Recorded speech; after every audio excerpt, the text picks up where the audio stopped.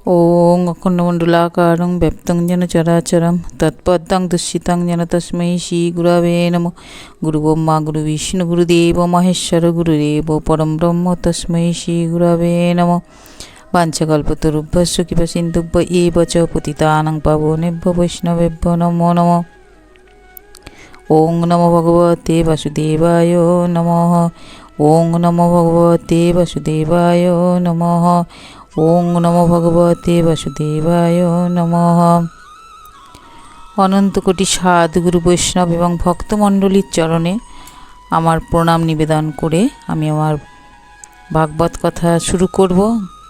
তো অনলাইনে যারা আমার ভাগবত কথা শ্রবণ করেন তাদের ছোটদের আমি ভালোবাসা জানাই এবং বড়দের আমি সশ্রদ্ধ প্রণাম জানাই এবং বৈষ্ণব মণ্ডলী প্রত্যেকের চরণের আমি প্রণাম জানাই। তো ভিডিওটা স্কিপ না করে পুরো ভিডিওটা কিন্তু আপনারা দেখবেন, তাহলে বুঝতে পারবেন যে আমি কি বলতে চাইছি। তো আমি ভাগবত আমি ভাগবত থেকেই ভাগবত কথা বলার চেষ্টা করছি। তো আপনারা শুনুন যে আমি আজকের টপিকে কি বলতে চাইছি। তো আজকের ভাগবত কথার বিষয়বস্তু হলো যে প্রকৃত সন্ন্যাসীর লক্ষণ কী।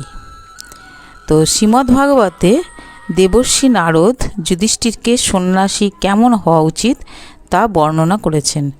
তো তিনি বললেন যে প্রকৃত সন্ন্যাসী যে হবে তিনি সকলের হিত সাধন করবেন। যে প্রকৃত সন্ন্যাসী সে কিন্তু সবার ভালো করবে। তো তিনি স্থির চিত্ত হবেন, তার চিত্ত কিন্তু স্থির হতে হবে, ভগবত পরায়ণ হতে হবে। অর্থাৎ সবসময় ঈশ্বরের চিন্তায় মগ্ন থাকবেন তিনি কারো সাহায্য ছাড়াই ভূমণ্ডলে একা বিচরণ করবেন আর ব্রহ্মস্বরূপ আপন আত্মাকে সবসময় দর্শন করবেন। তিনি সুষুপ্তি এবং জাগরণের যে সন্ধিক্ষণ, মানে ঘুম থেকে ঘুম ভাঙার আগের মুহূর্ত বা জাগরণের আগের, মানে ঠিক মাঝখানে যে সন্ধিক্ষণটা থাকে সেই সময় আপন স্বরূপকে উনি অনুভব করবেন, মানে আত্মাকে। তো বন্ধন এবং মোক্ষকে মায়ারূপ জ্ঞান করবেন। মায়া বন্ধনকেও মায়া এবং মোক্ষও উনি চান না। তো এদেরকে মায়ারূপ জ্ঞান করবেন। তিনি কখনোই কোনো তর্ক যুদ্ধে যাবেন না, কারোর সঙ্গে কোনো তর্ক করবেন না। তিনি কারোর পক্ষ অবলম্বন করবেন না, নিরপেক্ষ থাকবেন এবং নির্লিপ্ত থাকবেন। আর তিনি যে সন্ন্যাসী হবেন তিনি কিন্তু একাধিক গ্রন্থ পাঠ করবেন না। তিনি ধীর হবেন, সমদর্শী মহাত্মা হবেন। তো আশ্রমের কোনো বন্ধন তার কাছে ধর্মের কারণ হবে না। তিনি যে আশ্রমে দীক্ষিত তার কোনো চিহ্ন তিনি রাখতেও পারেন বা নাও রাখতে পারেন। তিনি সর্বদাই কী করবেন, আত্ম অনুসন্ধানে মগ্ন থাকবেন। আত্মার অনুসন্ধানে তিনি কিন্তু সবসময় মগ্ন হবেন। তো একটা গল্প ভাগবতে বলেছে যে একবার পরমপ্রেমী প্রহ্লাদ কিছু মন্ত্রীদের নিয়ে তার রাজ্যে পরিভ্রমণ করতে বেরিয়েছেন, যে কে কেমন আছে সবাইকে দেখার জন্য। তো ঘুরতে ঘুরতে তিনি দেখলেন সহ্যাদ্রি পর্বতে একটা পাদদেশেতে দেখলেন একটা নদী আছে, কাবেরী নদী। তো সেখানে দেখলেন একজন মুনি আর কি পড়ে আছেন। তখন তার শরীরের যে শরীর থেকে যে জ্যোতি বেরোচ্ছে সেই জ্যোতি কিন্তু ধুলোতে চাপা পড়ে গেছে, বোঝাই যাচ্ছে তার একটা আলাদা জ্যোতি শরীর থেকে কিন্তু বেরোচ্ছে। তো তাকে দেখে কেউ বুঝতে পারবেন না যে ইনি একজন সিদ্ধ পুরুষ, ধুলো ময়লায় তার শরীর পুরো ঢাকা পড়েই রয়েছে বলতে গেলে। তার মধ্যে দিয়েও কিন্তু ভক্ত প্রহ্লাদ কিন্তু বুঝতে পাচ্ছেন যে তার শরীর থেকে জ্যোতি বেরোচ্ছে। তো প্রহ্লাদ তাকে প্রণাম জানিয়ে বললেন যে আপনার স্বাস্থ্য সৌন্দর্য কিন্তু ভোগী পুরুষদের মতো, মোটা সোটা গোলগাল। তো ভোগ ব্যতীত আপনার শরীর কি করে এরকম হৃষ্টপুষ্ট হলো, দেখছে ওরমভাবে পড়ে রয়েছে, তাতে খাওয়া দাওয়া করে না, তাহলে অত হৃষ্টপুষ্ট শরীর কেন? জিজ্ঞেস করছেন ওনাকে, দয়া করে বলুন আপনি কেনই বা এরকমভাবে পড়ে আছেন। ভগবত ভক্ত দত্তাত্রেয়, উনি ছিলেন দত্তাত্রেয় মুনি। তো তিনি প্রহ্লাদকে দেখে কিন্তু চিনতে পারলেন, যেহেতু তিনি সাধক সন্ন্যাসী, তাই তিনি প্রহ্লাদকে দেখেই কিন্তু চিনতে পারলেন যে উনি কিন্তু মানে নারায়ণ ওনার মধ্যে বিরাজ করছেন, এবং যার জন্য তার অজ্ঞান কিন্তু বিনষ্ট হয়ে গেছে, এটা কিন্তু উনি বুঝতে পারলেন।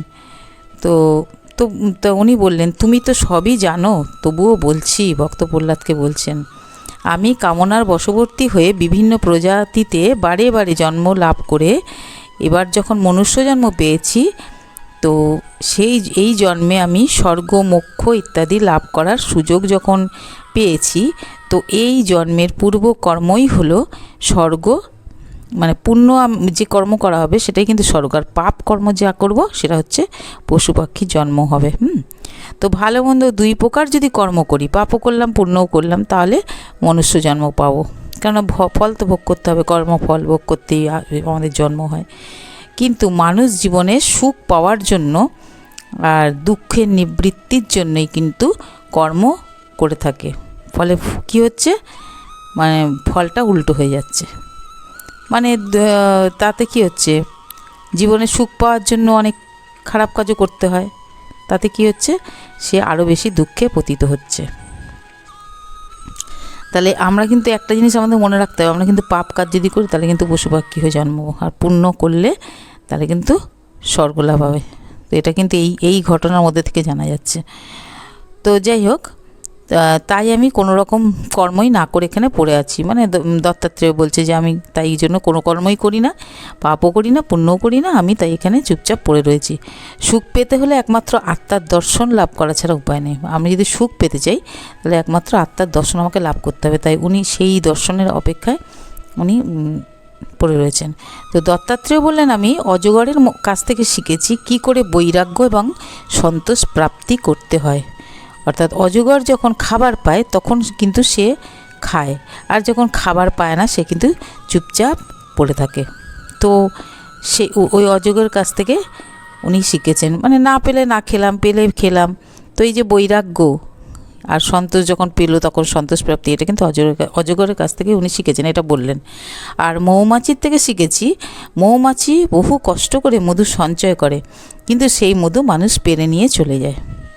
তো তাহলে মানুষ সেরকম সারা জীবন ধরে ধন, যে সমস্ত পরিশ্রম করে ধন সঞ্চয় করে, তার যখন বৃদ্ধ বয়সে কী হয়, তার ছেলেমেয়েরা নিয়ে নেয়, বা ছেলেমেয়ে না থাকলে অন্য কেউ সেটা কেড়ে নিয়ে যায়। তো সেটা তাহলে মৌমাছির কাছ থেকে এটা শিখেছে, যার জন্য সে কী করলো, ধন সম্পত্তি লাভেরও চেষ্টা করলো না। তাই বলছে, আমি কারো নিন্দাও করি না, আবার প্রশংসাও করি না। তো মায়াতে আত্ম অনুভূতিতে আহুতি প্রদান করতে হবে। মায়াটাকে কী করতে হবে, আত্ম অনুভূতিতে আহুতি দিতে হবে। আগুনে যেমন আহুতি দেয়, তো আত্মার দর্শন লাভে মায়াকে আহুতি দিতে হবে। তো উনি বলছেন, মানে এই জ্ঞান, এটা যদি করা যায় তাহলে জন্ম মৃত্যুর চক্রে আর পড়তে হবে না, তাই আমি সেই চেষ্টাই করছি। তো এখান থেকে বোঝা যাচ্ছে কি, দত্তাত্রেয় সন্ন্যাসীদের মতনই কিন্তু সর্বদা আত্মদর্শনের চেষ্টায় পড়ে থাকতেন, কারণ সন্ন্যাসী যারা তারাও কিন্তু আত্মদর্শনের চেষ্টায় সবসময় মগ্ন থাকেন। তাই বলছে, আর কারোর খারাপ করে না, ক্ষতি করে না। তো দত্তাত্রেয়ের মধ্যে এই গুণগুলোই দেখা যাচ্ছে। তো সংসারের বন্ধন মায়াকে অতিক্রম করে আপন স্বরূপ উপলব্ধি করে মায়াকে আত্মাতে আহুতি দিয়েছিলেন। তাহলে কী করলেন, মানে দত্তাত্রেয় কী করেছিলেন, সংসারের বন্ধন এবং মায়াকে অতিক্রম করে গেছিলেন, কারণ উনি তো কোনো কিছুই করেননি, সব কিছু ছেড়ে গিয়ে উনি তো ওখানে পড়েছিলেন। তো তাকে অতিক্রম করে আপন নিজের স্বরূপকে উনি উপলব্ধি করে মায়াকে কি করেছে, আহুতি দিয়েছিলেন, যেটা সন্ন্যাসীরা করে থাকেন। সন্ন্যাসীদের কোনো মায়ার বন্ধনে ওরা বাধা থাকে না, ওরা পরিভ্রমণ করে বেড়ায় এবং মানুষের উপকার করে বেড়ায়। তো এখান থেকে কিন্তু আমরা শিখতে পারলাম মায়াকে কিভাবে জয় করতে হয়, মায়া অতিক্রম করে কি করে চলে যেতে হয়, এবং জন্ম মৃত্যুর চক্র থেকে আমরা কি করে পার হয়ে যাব। আর সেটা করতে গেলে সন্ন্যাস ধর্ম যেরকম হয় সেই রকমভাবে আমরা সেই আচরণ করে সেইভাবে আমরা যদি চলতে পারি, সবসময় যদি ভগবানের চিন্তায়, আত্মদর্শনের চিন্তায় যদি আমরা যতই সংসার ধর্ম করি, যাই করি না কেন, সব কিছুর মধ্যেও মানুষ কিন্তু সংসার থেকেও সন্ন্যাসী হতে পারে। হ্যাঁ, তার জন্য কিন্তু তার কোনো মানে কৌপিনও পড়তে হবে না, কিছু করতে হবে না। কিন্তু সন্ন্যাসীর মতন এই যে সন্ন্যাসীর যা যা গুণ থাকা উচিত, সেই সমস্তগুলো গুণকে আশ্রয় করে যদি আত্মাতে চিত্তকে নিবিষ্ট করে থাকা যায়, তাহলে কিন্তু আমরাও সংসারী থেকেও কিন্তু সন্ন্যাসী হতে পারবো। তো এখানে তাহলে প্রকৃত সন্ন্যাসীর লক্ষণটা কী কী দেখলে আমরা বুঝবো এই যে প্রকৃত সন্ন্যাসী, এটা জানলাম। আর কিভাবে আমরা সংসার চক্র পার হতে পারবো, মায়াকে অতিক্রম করতে হবে, এটাও আমরা জানতে পারলাম। তো আবার যারা অনলাইনে আমার এই ভিডিওগুলো দেখেন, তাদের প্রত্যেককে আমি সশ্রদ্ধ বড়দের আমি প্রণাম জানাই এবং ছোটদের আমি ভালোবাসা জানাচ্ছি। এবং যারা এখনও চ্যানেলটা সাবস্ক্রাইব করেননি, তারা চ্যানেলটা সাবস্ক্রাইব করে লাইক, শেয়ার, কমেন্ট করে আমার পাশে থাকবেন। আর যারা নিত্য দেখেন, তাদের কাছে অনুরোধ, তারা কিন্তু আমার এই ভিডিও চ্যানেলটাকে করবেন, লাইক, শেয়ার, কমেন্ট করবেন, করে আমার পাশে থাকবেন। তো এটাই আপনাদের কাছে আমি অনুরোধ রাখছি, যাতে আমার এই চ্যানেলটাকে আমি আরও বেশি করে এগিয়ে নিয়ে যেতে পারি।